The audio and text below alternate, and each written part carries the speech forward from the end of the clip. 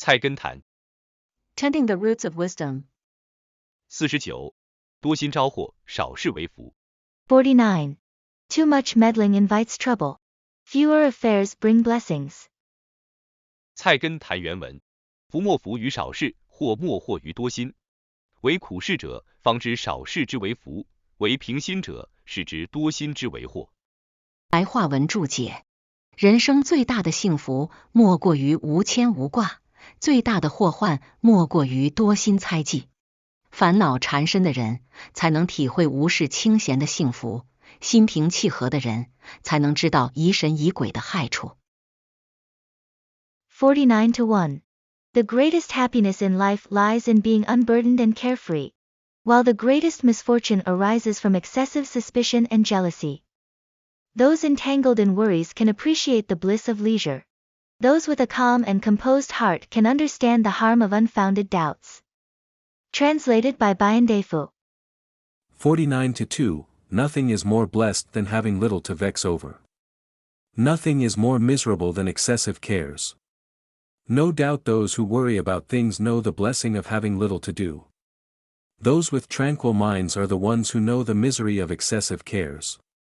Translated by Robert Aitken Daniel W. Wyckoff.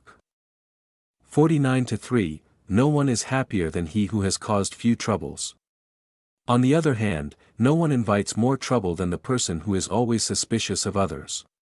Only a troubled man knows that refraining from causing trouble brings happiness, and only a man with a tranquil mind knows that suspicion brings calamity. Translated by Paul White. 49-4. The greatest happiness in life lies in being free from attachments and worries, while the greatest misfortune is to be plagued by a suspicious and jealous mind. Only those entangled in troubles can appreciate the bliss of leisure and peace, and only those with a calm and composed heart can understand the harm of harboring suspicions and doubts. Translated by Wen Lin. 50. 处事要方圆自在，待人要宽严得宜。 50. In navigating the world, maintain ease within boundaries. In dealing with others, be broad-minded, yet firm and appropriate. 菜根谭原文：处治事宜方，处乱事宜圆，处书记之事当方圆并用。待善人宜宽，待恶人宜严，待庸众之人当宽严互存。白话文注解：生活在政治清明的太平盛世，待人处事要正直端方；处在乱世要圆通灵活，而处在趋向衰亡的时代要正直圆滑坚有。对待善良的人要宽容，对待凶恶的人要严厉，对待庸碌平凡的人应宽容和严厉并用。50-1. In times of political clarity and peace, one should act with integrity and rectitude. In times of turmoil, one should be adaptable and flexible. In times of decline, one should balance integrity with diplomacy. Treat kind individuals with tolerance, address wicked individuals firmly, and deal with ordinary folks with a combination of leniency and strictness. Translated by Bayandefu. 50-2. In peaceful times, conduct yourself in an upright manner. In turbulent times, conduct yourself flexibly. In decadent times, you should be especially careful to be modest and tactful. It is proper to be generous with the good, severe with the wicked, and, as appropriate, to maintain a generous or severe manner with people generally. Translated by Robert Aitken Daniel W. Wyckoff.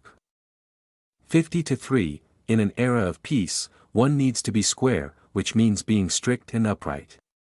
In an era of turmoil, one needs to be rounded, which means being flexible and tactful. When the state is rapidly declining, one needs to be both square and rounded. In dealing with good people, one should be tolerant; in dealing with bad people, one should be strict. In dealing with people in general, one needs to be both tolerant and strict. Translated by Paul White. 50-4. Living in an era of political clarity and peace, one should act with integrity and straightforwardness. In times of chaos, one needs to be adaptable and flexible, while in times of decline, one should be both upright and tactful. When dealing with kind-hearted individuals, one should be tolerant, with sternness reserved for those wicked in nature. towards the mediocre and ordinary. A combination of tolerance and strictness is appropriate. Translated by Wen Lin. 51. 忘功不忘过，忘怨不忘恩。 51. Forget achievements but not mistakes. Forget grievances but not kindness. 菜根谭原文：我有功于人不可念，而过则不可不念；人有恩于我不可忘，而怨则不可不忘。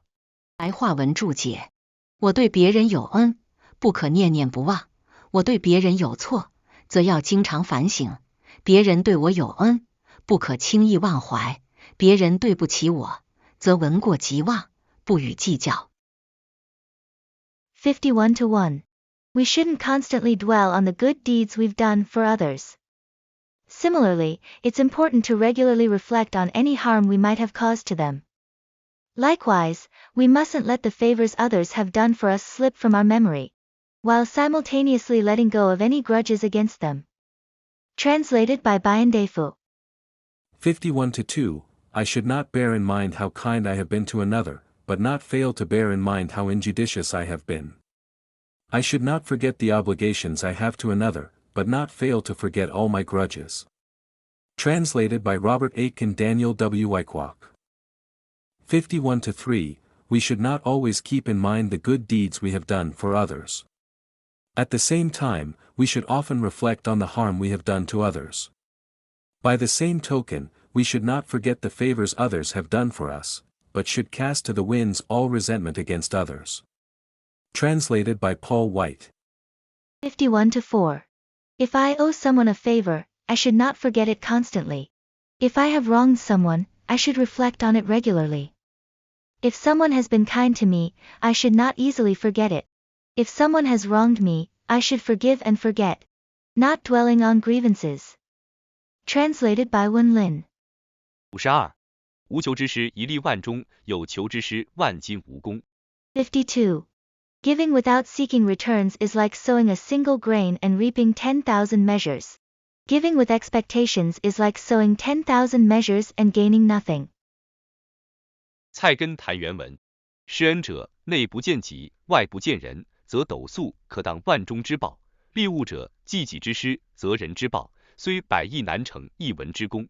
白话文注解：施恩于人，做完了就该放下，不可老把这恩惠记在心头，更不可存让别人赞美的念头，这样即便是只付出1斗米，也可收到几万种的回报。施恩之后，若是斤斤计较，念念不忘，对是否得到回报耿耿于怀，这样就是付出黄金100亿，也难收到1文钱的功德。52-1. After bestowing kindness upon others, it's essential to let go and not hold on to that favor in your heart. You should never seek praise for your generosity. By doing so, even if you give just a handful of rice, you might receive countless kinds of rewards in return. However, if you cling to thoughts of your kindness, calculating and expecting something in return, it's like giving away 100 pounds of gold, and yet receiving not a single penny's worth of virtue in return. Translated by Bayan Defu. 52-2. When you bestow a favor on someone and you do not reflect upon yourself within nor reflect upon the other without, then a dipper of millet is benevolence worth 10,000 measures. When you bestow a kindness on someone and you gauge your return or hint at compensation, even a gift of 100 abundances will have hardly the value of a single coin. Translated by Robert Aitken Daniel W. Wyckoff. 52-3. A true benefactor does not regard himself as doing good deeds, nor does he regard others as the recipients of his kindness. A Chinese peck of rice given in such a spirit is worth a granary. But when an almsgiver expects some requital for his largesse, even though he gives away a fortune, it is not worth a copper coin. Translated by Paul White. 52-4. When showing kindness to others, once the act is done, it should be let go of. One should not hold on to the favor in their heart, nor harbor thoughts of seeking praise. By doing so, even a small gesture can bring countless returns. However, if after showing kindness, one constantly calculates and remembers, harboring resentment if not repaid, It's like offering 100 pounds of gold but reaping no merit. Translated by Wen Lin. 53. 推己及人，方便法门。53. Putting oneself in others' shoes and considering their feelings is the most convenient way of dealing with things. 菜根谭原文：人之际遇，有其有不齐，而能使己独齐乎？己之情理，有顺有不顺，而能使人皆顺乎？以此相关对治，亦是一方便法门。白话文注解：每个人一生的际遇有所不同，有的一帆风顺，事事得意，有的磕磕绊绊，一事难成，又怎能强求自己事事顺利呢？自己的情绪也时有不同，有时乖顺，有时浮躁，又如何要求别人时时都称你心意呢？假如自己能心平气和地换位思考，设身处地地反躬自问，应是人生中最实用的修心野性法。53-1. Every individual's life experiences are unique. Some sail smoothly and succeed in everything, while others stumble and struggle to achieve their goals. How can one expect everything to go smoothly at all times? Our own emotions also fluctuate. Sometimes calm, other times restless. How can we demand that others always cater to our desires? If we can calmly and rationally put ourselves in others' shoes, and reflect upon our own actions, it should be the most practical way to cultivate our hearts and refine our character in life. Translated by Bayan Defu. 53-2. Some people feel equitable about their circumstances, while others do not. Yet how can one feel thoroughly equitable alone? If I am reasonable sometimes and unreasonable at other times, how can others be thoroughly reasonable? Keep this in mind. Mutual, harmonious consideration is the one way to open the gate of the Dharma. Translated by Robert Aitken Daniel W. Wyckoff. 53-3. Every man has his own life experiences. With some, it is always plain sailing, while others encounter many hardships and failures. How can a person ensure that he alone will always be successful? Every man feels differently at different times. How can one expect others to be always in a good mood? This reasoning can be regarded as a convenient method for enlightening people. Translated by Paul White. 53-4. Each person's life experiences are different. Some enjoy smooth sailing and success in everything, while others face stumbling blocks and challenges at every turn. How can one demand smooth sailing in every aspect of life? Emotions also vary, sometimes calm and obedient, sometimes restless. How can one expect others to always meet their expectations? If one can calmly consider things from others' perspectives, engage in self-reflection, and empathize, it would be the most practical way to cultivate the mind and temper one's character in life. Translated by Wen Lin. 54. 恶人读书，是以济恶。54. Even when wicked individuals read, it is to exploit knowledge for malicious purposes. 菜根谭原文：心地干净，方可读书学古，不然见一善行窃以济私，闻一善言假以复短，是诱急寇兵，而击盗良矣。白话文注解：只有心地纯洁的人，才可读圣贤书，学古人的道德文章，否则看到古人的一个善行，就盗用来装饰自己的见解；听到古人的一句善言，就借用来掩饰自己的过失，这无异于向贼寇提供装备，给土匪送去粮草。54-1. Only those with a pure heart can read the scriptures of sages, and learn from the moral writings of ancient scholars. Otherwise, when they encounter a virtuous act by an ancient figure, they would steal it to embellish their own perspectives. Similarly, upon hearing a wise saying from the past, they'd quote it to conceal their own faults. This is akin to providing weaponry to thieves and offering provisions to bandits. Translated by Bayan Defu. 54-2. Those with minds as pure as heaven and earth are able to read books for their ancient meanings. However, those who are secretly selfish can't be expected to do a single virtuous deed. They will quote virtuous words to make false points. It is as though they were providing weapons to forces of the enemy, or provisions as religious offerings to bandits. Translated by Robert Aitken Daniel W. Wyckoff. 54-3, only a person of pure moral character can appreciate the fine nature of the ancient sages through the study of ancient works.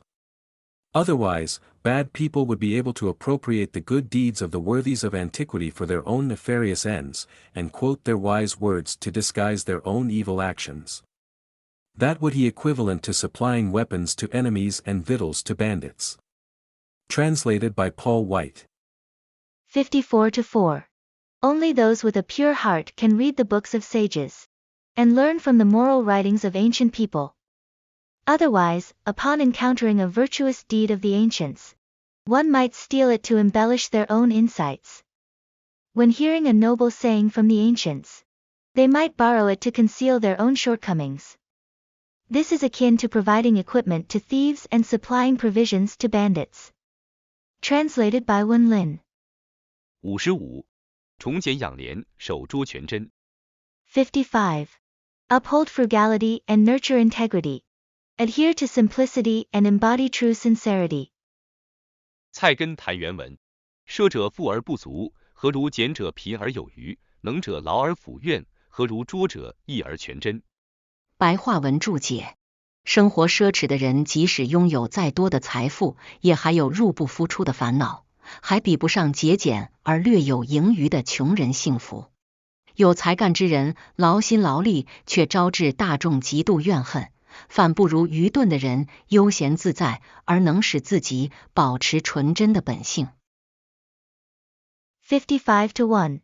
Individuals who revel in opulence and excess often struggle to balance their expenses. Contrastingly, those who practice thriftiness, even if they lack abundance, feel content with their surplus. A person of talent expends great effort and inadvertently attracts widespread envy. Conversely, the simple-minded individual lives a comfortable life and maintains their innate purity, faring better in the long run. Translated by Bayan Defu. 55-2, for the extravagant, even wealth will not provide enough.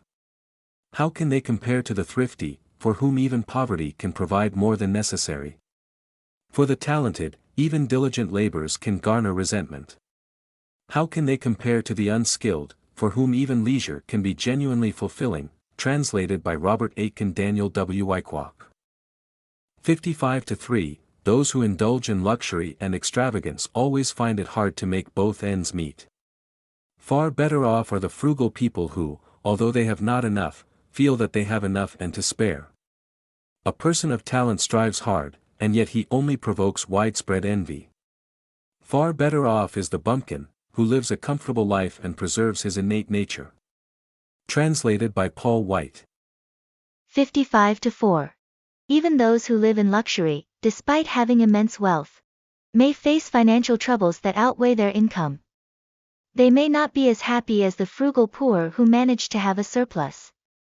Talented individuals, while working hard, may attract jealousy and resentment from the public, and they might not be as content as simple-minded individuals who live leisurely and manage to preserve their innate innocence. Translated by Wen Lin. 56. 读书希圣，讲学躬行，居官爱民，立业重德。 56. Reading to seek wisdom, listening to the teachings of the wise, practicing what is learned, holding office with care for the people, establishing a career with a focus on ethics and virtue. 菜根谭原文：读书不见圣贤，如谦欠庸；居官不爱子民，如衣冠道；讲学不上躬行，为口头禅；立业不思重德，为眼前花。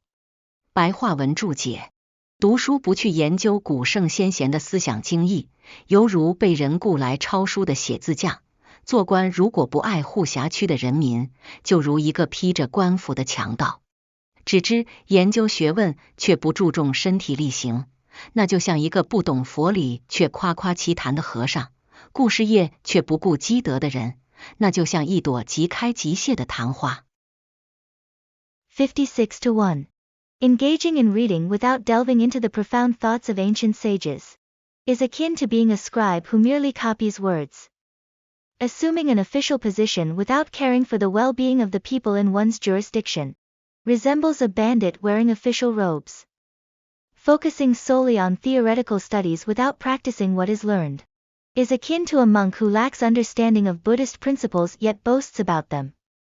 Prioritizing one's career while neglecting the accumulation of virtue is akin to a night blooming cereus that blooms and withers in an instant.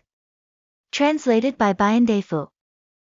56-2. Those who study without appreciating sagely wisdom are mere scribes.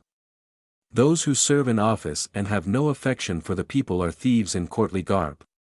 Those who teach and do not act upon their teachings are merely mouthing Zen. Those who build careers without thinking of planting seeds of virtue are but flowery flourishes. Translated by Robert Aitken Daniel W. Wyckoff. 56-3. He who studies without appreciating the insights of the wise men of old is no more than a copyist. He who holds office but loves not the common people is no more than a robber in official attire. Engaging in learning without refining one's conduct is behaving like a person who tries to liven up conversations by quoting phrases from the scriptures that he does not understand. A career pursued without storing up virtue is as transitory as flowers that bloom and die before one's eyes. Translated by Paul White. 56-4. Reading without delving into the profound thoughts of ancient sages is like a scribe hired to copy books. Serving as an official without caring for the people in the jurisdiction is akin to a bandit wearing an official robe.